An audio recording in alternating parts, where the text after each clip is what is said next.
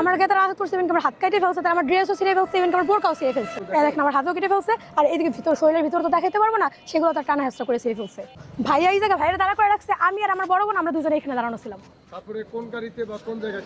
এইখান থেকে এই পর্যন্ত আনছে, এই পর্যন্ত না হাইস্ট গাড়ি, দুইটা হাইস্ট গাড়ি নিয়ে এসে তারা এখান থেকে টানা হেঁচড়া করে নিয়ে চলে গেছে। ফুদায় তারা টানা হেঁচড়া করে আমাদের গায়ে, মহিলাদের গায়ে, পুরুষরা হাত তুইরা বাইরে নিয়ে গেছে।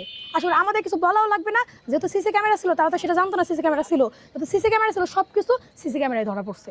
তার কাছে মাদক পাওয়া গেছে কিনা, বেসিক্যালি সে ঢাকায় থাকে, সে ঢাকায় জব করতেছে, সে আসছে তার ছেলের পরীক্ষা রবিবারে, সে পরীক্ষা দেওয়ার জন্য সে কালকে বাসায় আসছে।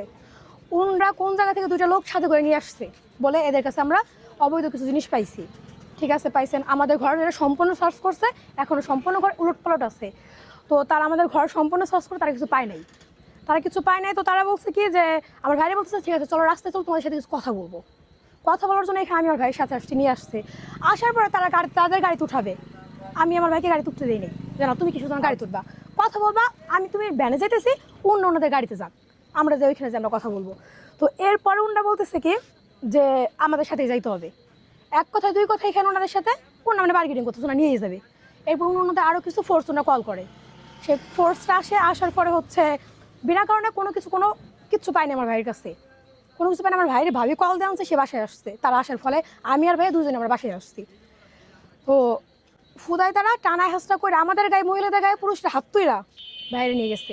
আসলে আমাদের কিছু বলাও লাগবে না, যেহেতু সিসি ক্যামেরা ছিল, তারা তো সেটা জানতো না সিসি ক্যামেরা ছিল। যেহেতু সিসি ক্যামেরা ছিল, সব কিছু সিসি ক্যামেরায় ধরা পড়ছে, যে তারা আমাদের গায়ে হাত তুলছে নাকি তুলে নাই। ফোনটা পর্যন্ত তারা কাড়ি নিয়ে যেতে গেছে, বোরকাটা পর্যন্ত টাইমে এখানে ছিঁড়ে ফেলছে। দেখাবেন যে কোন জায়গাটি থেকে আপনার ভাইকে এইখান থেকে, এইখানে আমার ভাই এই জায়গা দাঁড়ানো ছিল, হ্যাঁ এইখানে দাঁড়ানো ছিল।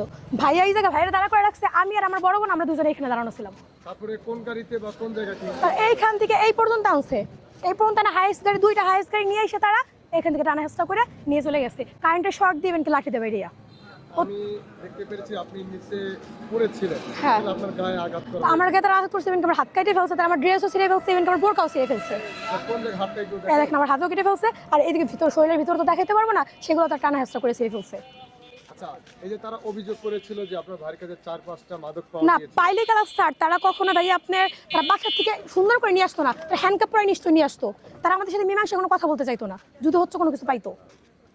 এবং ডিবি থেকে অভিযোগ করা হয়েছে আপনারা নাকি তাদের গতরে হাত, তাহলে সেই আশা করি সেই প্রুফটা আপনাদের হাতে আছে, যেহেতু সিসি ক্যামেরা উপরে ছিল, তো সেই প্রুফ আপনাদের কাছে আছে, আমরা কিছু বলবো না। যদি আমাদের গায়ে হাত তুলে থাকি সেইটাও আপনারা দেখতে পারবেন, আর যদি তারা আমাদের গায়ে হাত তুলে থাকে সেইটাও আপনারা দেখতে পারবেন। আচ্ছা, আপনারা কি আপনার ভাইকে তুলে নিয়ে যাওয়ার পর থানায় কোনো যোগাযোগ করেছেন কিনা? হ্যাঁ, আমরা ওসিপের কাছে গেছিলাম, যেহেতু হচ্ছে আপনি আমাকে বললেন যে আমি অজ্ঞান হয়ে গেছিলাম, কারণ তাদের কারেন্টের শর্ট দিচ্ছিল বা ধস্তা খুঁজে, যাই হোক আমি একটু পায়ে ব্যথা পাইছি, তো আমি পড়ে গেছিলাম, আমি অজ্ঞান হয়ে গেছিলাম। তো ওসি সাহেবের কাছে যাওয়া হয়েছে, সে বলছে সেই ব্যাপারটা দেখতেছে।